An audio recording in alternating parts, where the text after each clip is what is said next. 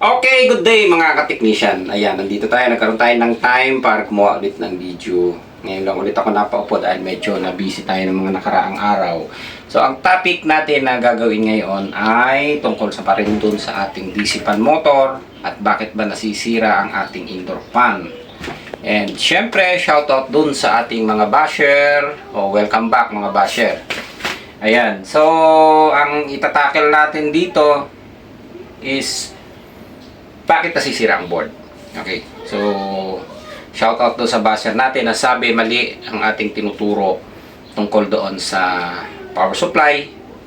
Okay, and i-correct natin, papaliwanag natin ng maayos para maunawaan ng ating mga basher. Ayan, okay, kasi hindi nyo pala natatanong, no? 1994 ako nag-start sa pagiging technician. Basic electronics, nag-BSMT, nag-BS Electronics and Communication Engineer sa TIP. Okay, so mahaba pa rin ang experience ko sa actual compare talaga doon sa natutunan natin sa school. So basic lang kasi halos ang dapat pag-aaralan sa school. Then ang application, actual talaga. Ayan, kaya malaki ang percentage ng actual at ng experience pagdating sa pagre-repair. Ayun, okay. Kaya meron tayong mga naipapaliwanag na hindi akma doon sa mga engineer o sa mga engineering. Iba ang pinapaliwanag natin compare doon sa pagkakaintindi nila. Kasi yung pinapaliwanag natin ay nakabase na mismo doon sa experience na ginagawa natin. Okay, ayun. Medyo maliwanag na. Okay, so mag-start na tayo.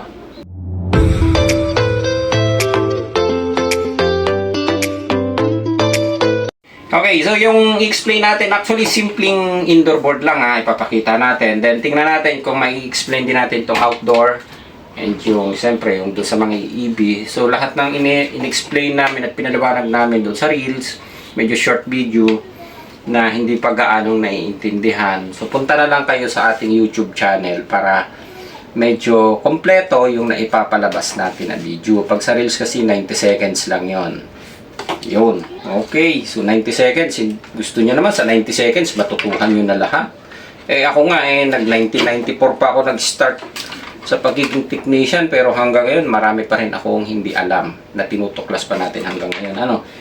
Doon sa reels na gusto niyo 90 seconds, gusto niya na matutunan ng lahat at maliwanagan na kayo lahat ng paliwanag gusto niyo makuha doon sa reels. Ayun, so welcome back mga basher.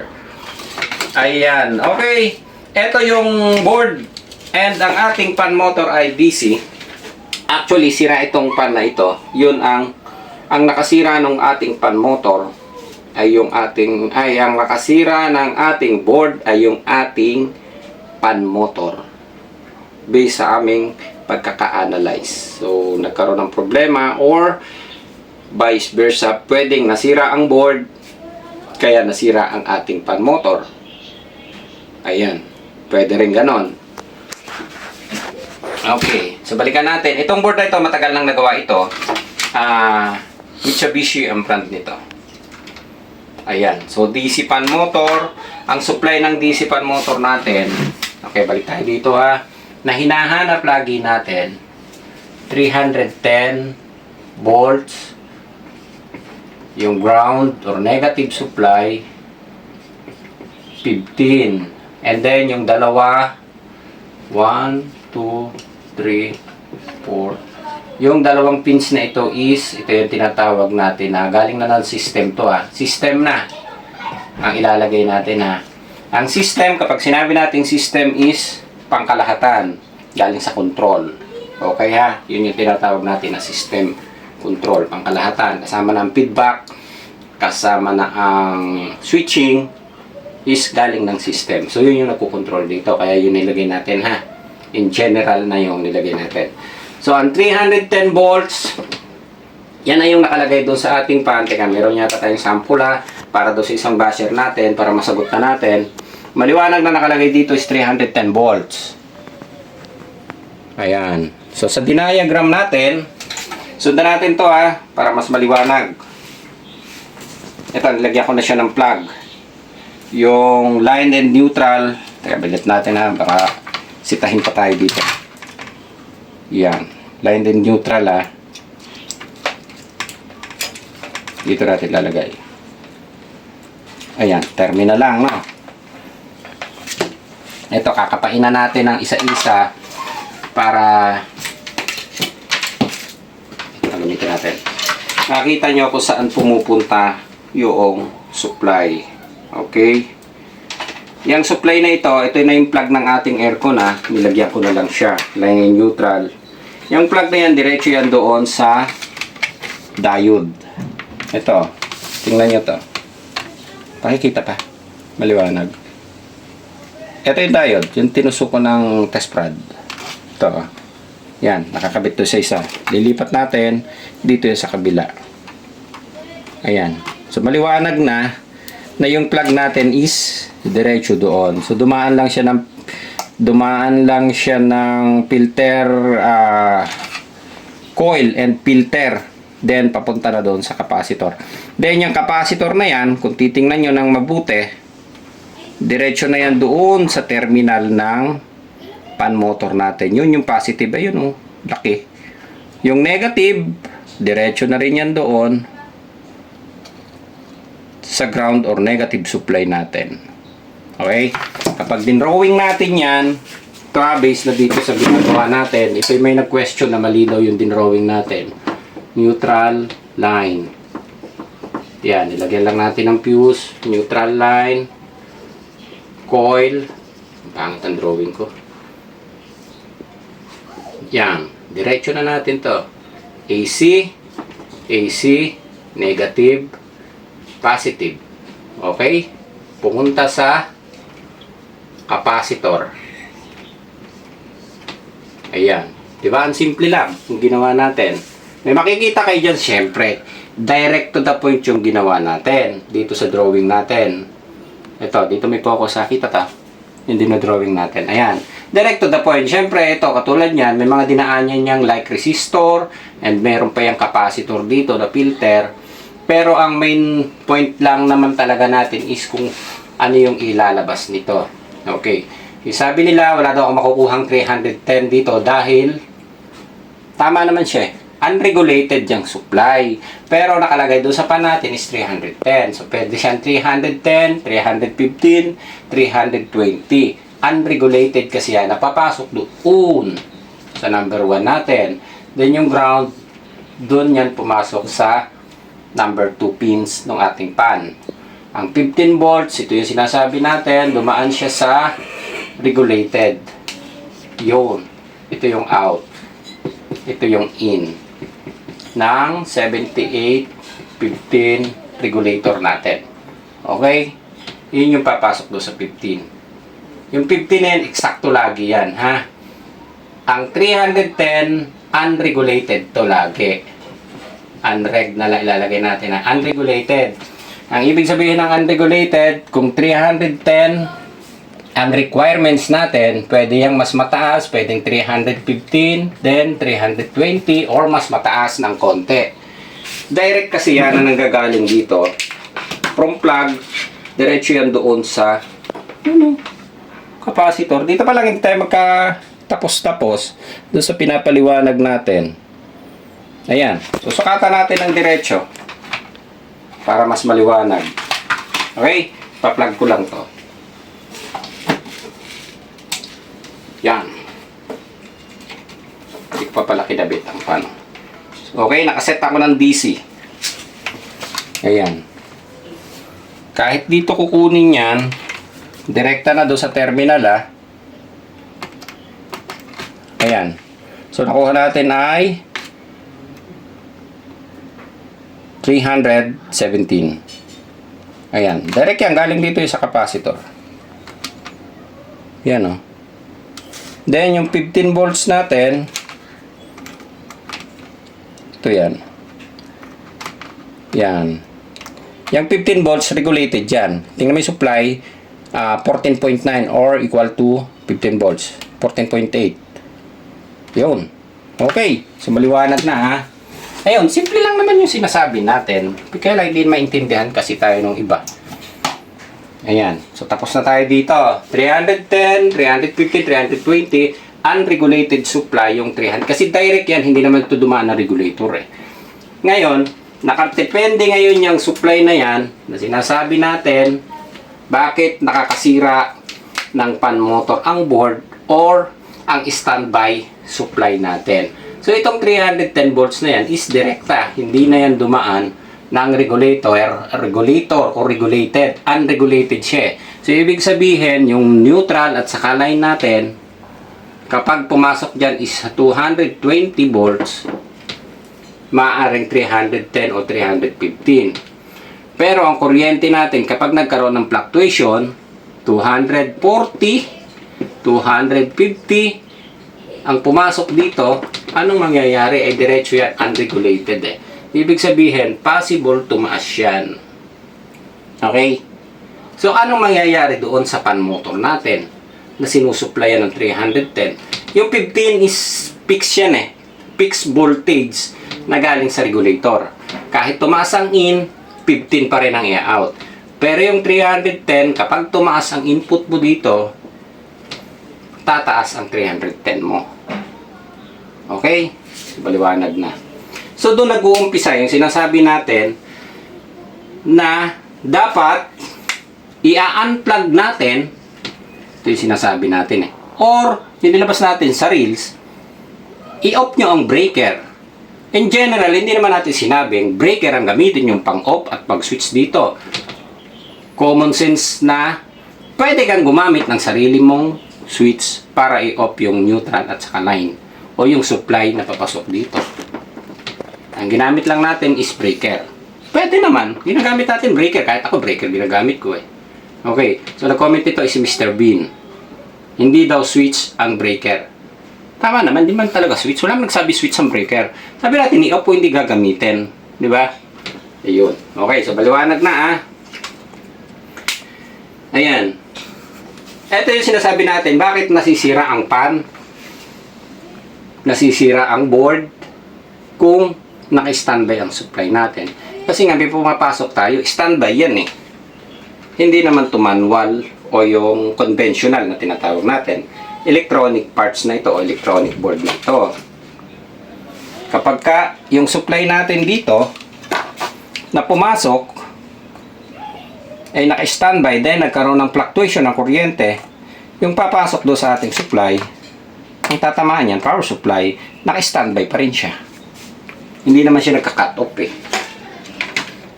Hindi siya namamatay na katulad nung may switch ka lang ng manual, pag ini-off mo, totally patay ang kuryente na pumapasok. Ito, kapag ka ang supply mo, kahit i-off mo yan sa remote, may supply pa rin yan na naka-standby. Katulad ng drawing natin, nandito pa rin sa line at neutral yung standby nating 220 or 240.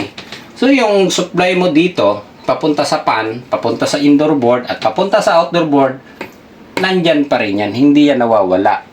Eh, kung ini-off mo dito, di patay yung supply. Kahit magkaroon ng fluctuation ng kuryente, biglang mag-brown out, hindi ka kakaba-kaba. Baka nasira aircon ko. Diba? Ganun kasimple. Pero in general, hindi man natin sinabing gawin yung switch ang breaker. Gawan nyo na ibang option. Hindi naman yung pag nakita nyo doon, yun lang ang sinabi natin. Gawin nyo na ibang paraan. Pwede naman kayo gumamit ng magnetic contactor. Pwede kayong gumamit ng ibang switch. Diba? Ganun lang makasimple. Or bunutin nyo sa saksakan. Pwede. Ang sinasabi lang natin, i-off nyo, i-cut nyo yung supply papunta sa board para maprotektahan ng board, maprotektahan ng pan, maprotektahan ng outdoor, and hindi na siya nagkukonsume ng kuryente. Yun. Okay. So, ito yung ginawa nating board. Maliwanag na to ano. Ito, papalitan natin ng bagong pan. Ito yung pan niya. Ang naging findings namin, defective. Katulad nito. So, yung pan na ito, once na makita nyo kasi basta 5 terminal yan, na pan motor na DC, yun nga yung may 310 volts at saka 15 volts, automatic yan. Yung board, may board siya sa loob, may IPM siya sa loob, and may circuit siya na nasa loob nito. Kapag nasira yung parts niyan doon sa loob, totally sira ang pan motor nyo. Okay? Kaya ngayon sinasabi natin, lalo na sa mga nagki-cleaning, bunutin nyo kasi nasisira. Yung cameraman ko, nakadisgrasya yan 2 beses. Ano? Ngayon wala na. Oh, guilty. Ano? Di, okay na ngayon. Wala na ngayon. Tapos na yun. Tapos na. Ito yan, oh. Yan, Oh. Samsung. So, nasira nila pagkatapos mag-cleaning. Pa nagbayad, no? 12 mil kagad, 2 pan. Naka-on kasi yung breaker, hindi mo sinabi. Ayan, oh. Ito mismo, kahit kami, nagkakaroon kami ng fault o nagkakamali din kami. Ayan, nakadalawang kami 6,000 yata. Ito ikuha namin. So, 2 beses, so 12,000 kagad. Sahod na. Hindi ko nakakaltas siya. Nakaltasin ko kaya, ano. Ayan, diba? So, maiiwasan naman natin or mababawasan. Para hindi naman kami luging mga may-ari ng kampanya na ayan. Okay. So, tapos na pala tayo din. Ano. So, paanda rin lang muna natin. And then, isang tip lang natin, katulad niyan, kahit binunot natin yan, usually, nagkakaroon ng standby supply ito. Merong board na ganito, katulad nito, sample natin. Merong board na automatic na nagdi-discharge. Ito, meron tong naka-jumper. Teka, nasaan yan? Tingnan natin kung meron. Pack. Pan. Ayun, meron siyang diode protect. And automatic nagdi-discharge to ng supply. Ayun, meron siyang nakalagay na diode. Ayan, yung iba may resistor para mag-discharge automatic yung capacitor na to.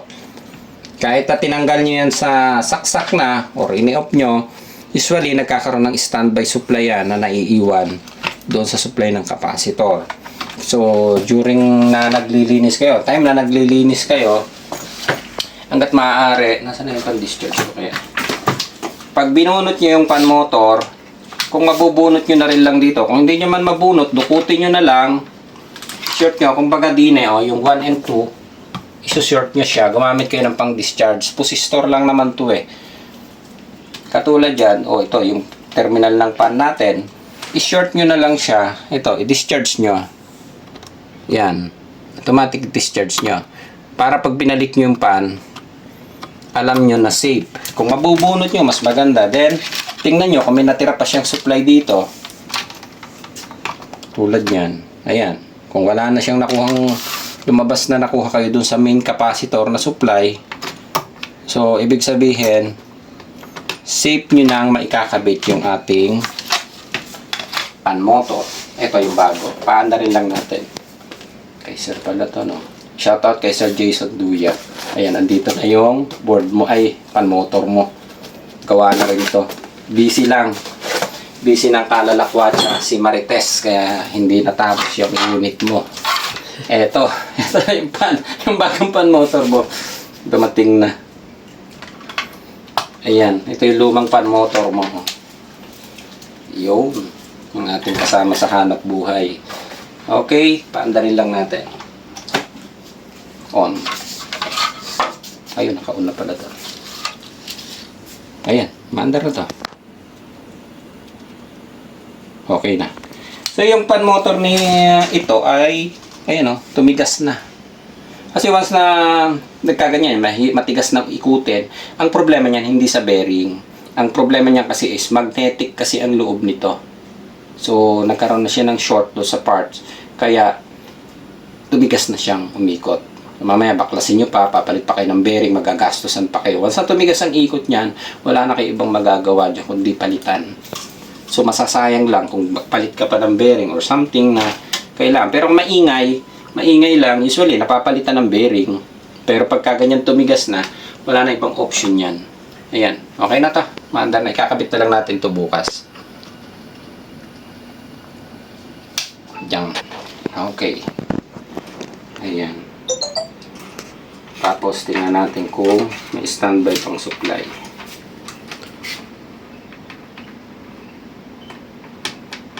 Ayan, kita nyo may naiiwan pa supply, 3.5. Hindi pa siya totally nagdi-discharge. Ayan. Ilang seconds pa siya bago mawala. Okay, ayan, nakikita nyo na. So, pag binalik nyo or sinaksak nyo, binalik nyo kagad ng bigla, masisira ang pan motor. Kailangan mag-zero o wala na kayong standby supply doon sa capacitor natin, ha? Yan, tandaan nyo, ha? Ang cameraman kong dumisgrasya, eh. Tig-isa kayo, no? Tig-6,000 kayo, ha? Okay. Tig-isa pa. Okay na to. So, bukas i-assemble natin. Sana may oras tayo bukas. Ayan, okay na tayo. Teka, Marami. meron pa tayong itatakel dito. Tatabi ko lang to, pinandar ko lang yung pan motor. Marami naman matutunan yung mga basher mo, boss. Syempre. Ayan, tatabi ko lang to muna. Bukas natin ito sikasuhin. Meron lang ako papakitang isa kasi papapagta ko na regulator. May regulator na pala ako nito. So, ayan. So, ito yung isang supply. Outdoor naman to, ha, pang 3 tonner. Yan. So, ang line neutral niyan, katulad niyan, ito na, ayan na naman tayo, line in neutral. Kapag hindi nyo kinat ang breaker nito, automatic yan, naka-on ang outdoor nyo. Ang hindi lang gumagana dito, na sinasabi natin, yung system. So, sasagutin ulit natin, meron na naman isang basher. Pag pinatay daw natin sa indoor, automatic mamamatay na ang outdoor, wala na supply. So, pagkakaintindi niya kasi doon sa conventional, na pag pinatay mo, ini-off mo, yung switch is patay na ang outdoor. Okay, ang ganitong supply, once na may naka-standby ka dito na 220 volts, ang supply natin dyan, sa power supply natin, dito, naka-standby yan. Ito yung power supply natin, eh. Naka-standby ang supply dito. Okay, ngayon, naka-standby ang supply, balik ulit tayo doon sa scenario natin, nagkaroon ng fluctuation, tinamaan ng kidlat yung line, or something na may nangyari sa line in neutral supply natin, ano mangyayari sa board? Masisira. Katulad niyan. Ito. Idea lang para makita nyo. Katulad nito, yung isang, kung makikita natin, pumutok ang regulator nito. Ayan, o. Putok ang regulator IC. Yun. So, ito yung papalitan natin mamaya ng regulator IC.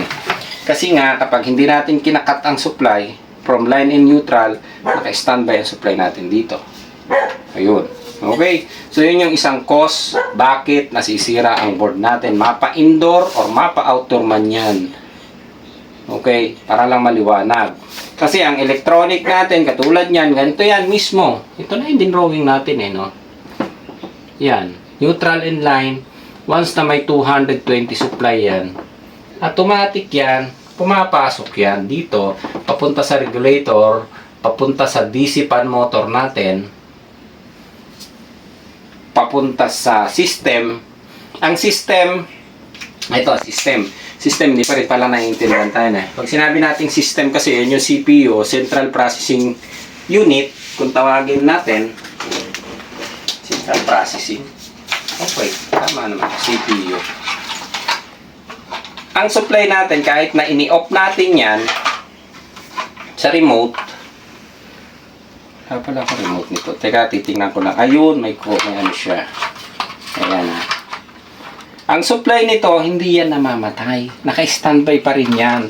Ang pinapatay lang ng remote control is yung command ng ating system. Ito yan yung system IC natin. So, yung command niya lang ang pinapatay natin. Ini-off natin. Pero yung supply niyan, naka-standby pa yan direct dito. Ipakita ko sa inyo, ha, para mahimasmasan tong mga malulupit na basher natin, ha. Yan. Para na maintindihan nila.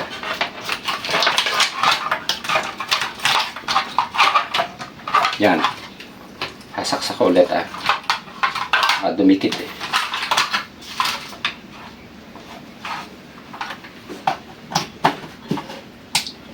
Yan. So, buhay ito. Natin. Ayan, naka-on. Kapag naka-on yan, maliwanag pa ito pag pinocus natin. Yung standby supply natin, ito pa rin yan. O yan, medyo tumaas. Siguro nagkaroon tayo ng pag-adjust sa kuryente o 300. Ay, tinanggal ko pala ang load natin, yung fan. Okay. So, ito yung secondary. Secondary na itong tinusok ko, ha. Yan, 12 volts. Tingnan mo. Ito yung 5 volts to siguro. Yan yung 5 volts. So, yung 5 volts yun yung standby papunta doon sa system. Hindi nawawala yan. Kahit na-i-off mo yung system natin, yung remote natin, yung 5 volts na yan, hindi yan namamatay kasi standby supply yan ng system. Kahit sa TV or kahit na sa ibang electronic part, yung supply ng system kapag ini-off mo sa gamit ng remote, hindi nawawala yung 5 volts na yan. Naka-standby sa system yan. Okay? Ayan. I-off natin. Tingnan kung gagana pa ito.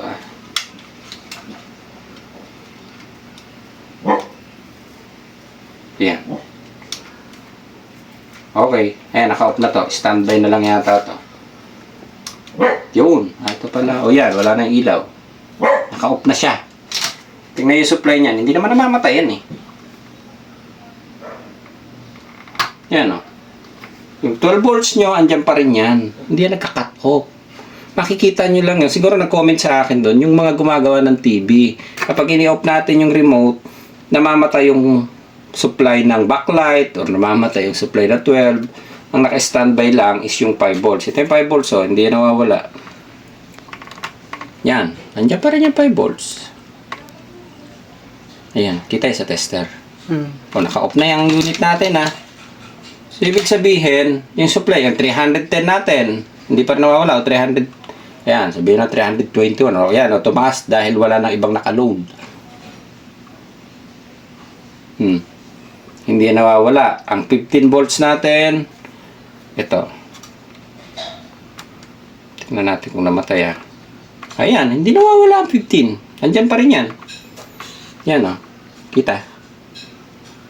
Okay? So, maliwanag na hindi yan namamatay kapag ini-off nyo lang siya sa switch kung hindi nyo siya bubunutin or ikakat sa supply. Nandyan pa rin yan. Ibig sabihin, kung nandyan yung supply, di buhay pa rin yung pumapasok doon sa ating fan motor. Ang fan motor natin, na paulit-ulit natin sinasabi, yung ganitong design ng fan motor ay may electronic part sa loob. Kung yung 310 na tinatawag natin na supply ay nandun pa rin na naka-standby, tumaas, bumaba, tumaas, nagkaroon ng fluctuation, ang maapektuhan, papasok yan dito automatic dun sa board na nasa loob. Ano ba mangyayari kapag tumaas ang supply? Pag hindi na kayang, o sumobra na siya, o hindi na kayang i-load ng board na nakakabit dito, or pumalo na siya sa maximum voltage na papasok dito. Ano mangyayari doon sa fan? Ay di masisira. Diba? Napakasimple. Ano mangyayari sa interboard? Mangyayari sa power supply? Ay di masisira kasi naka-standby Tapos may pumasok na input na supply na mas mataas compared do sa required voltage natin. So sa 240 usually kaya pa. Bumaba ng 220 or 180 volts usually umaandar pa ang regulated supply natin. Pero kung tumaas siya ng over voltage like 260, possible masira na ang board, madadamay na si fan, madadamay na lahat pati outdoor. Katulad na nangyari dito, yan, putok regulator. Dahil ito, ganun din yan. Ang system ng ating indoor at system ng ating outdoor, once na may naka-standby yan, parehas din yan. Hindi nagkakaroon ng cut-off ang power supply. Ayan, maliwanag na. Mahaba na yung paliwanag ko. Sundan nyo na lang yung YouTube channel natin. Nandoon, yung mga nakakasunod doon sa YouTube channel natin, nasusundan naman nila. Naiintindihan tayo doon sa pinapaliwanag natin. Ayan. So, ang the best solution na nakikita lang natin para lang mabawasan o ma-prevent or makaiwas ng konti kahit papano, ikat nyo yung supply kapag hindi nyo ginagamit ang aircon. Ayan. Okay? Para maprotektahan yung board, maprotektahan ng fan, maprotektahan ng outdoor board. Okay? Good. Saka na natin tatakil yung sa EV na ilabas natin dun sa reels na grounded pala siya. Ayan, susunod na natin siguro to sa ibang part 2 na lang natin to. Okay, ayan, maliwanag na tayo. System is standby. Ayan, kung may supply ang system natin dun sa fan, naka-standby pa rin yan. Kasi standby ang supply ng system Ayan, bubunutin natin sa saksaka. Pag binunot natin ng saksak, di automatic, wala ka na makukuhang supply dito. Ayan. O, Nagpamatay na siya ng kusa. Oh. Hanggang sa mag-zero na siya. Kasi meron pa tayong supply dito eh. Yan oh. Kahit binunot ko na sa saksak yan, may standby pa yan dahil dun sa capacitor charge natin. Hanggang sa, ayan, oh, wala na. Point something na lang. Hanggang sa mag-0-0 na yan. Ayun. Kung walang supply yan, ibig sabihin, safe yung board nyo. Naka-standby lang, ang kalaban nyo lang, butiki, ipis. Ayun. Or pwede naman kayong gumamit ng ABR, kaya lang, medyo magdadagdag ka pa ng expenses. Pwede naman, safe kung may ABR. Kasi makakaiwas kayo sa fluctuation ng kuryente. Yung ABR na may time delay, para pag nag-brown out, may delay siya kahit 3 to 5 minutes. So, hindi siya makakaprotect, kadadagdagang maprotektahan ng board nyo. Pero kung wala, direct, naka-standby yan. Kung isang taong nakasaksak ang aircon, nakaangat ang breaker nyo, yung isang taong naka-standby ang supply niyan. Kung isang taong naka-standby ang supply niyan, ano mangyayari doon sa power supply nyo? Diba? Tuloy-tuloy yun. Isang taon niyang gumagana. Yan. Sabihin naman ng iba, marunong pa tayo doon sa nag-design. Paalala lang naman. Kung ayaw nyo sundin, hindi wag. Hindi naman. Swerte nga namin eh. Dami kaming gagawin. Ano? May trabaho kami. Hindi kami maubusan ng trabaho. Ayun. Okay na tayo dito. Okay na. Yan, simpleng power supply pa lang tayo. No? Hindi, dito pa nga lang sa power supply na pinapaliwanag natin, hindi na tayo makaahon-ahon ng pagpapaliwanag. No? Meron at meron pa rin na hindi maunawaan na sasabihin mali yung pinapaliwanag natin. Siguro tama sa iyo, pero iba naman yung sa aming paliwanag. Hindi paliwanag mo yung sa iyo. No? Ayos. Ayos. Okay.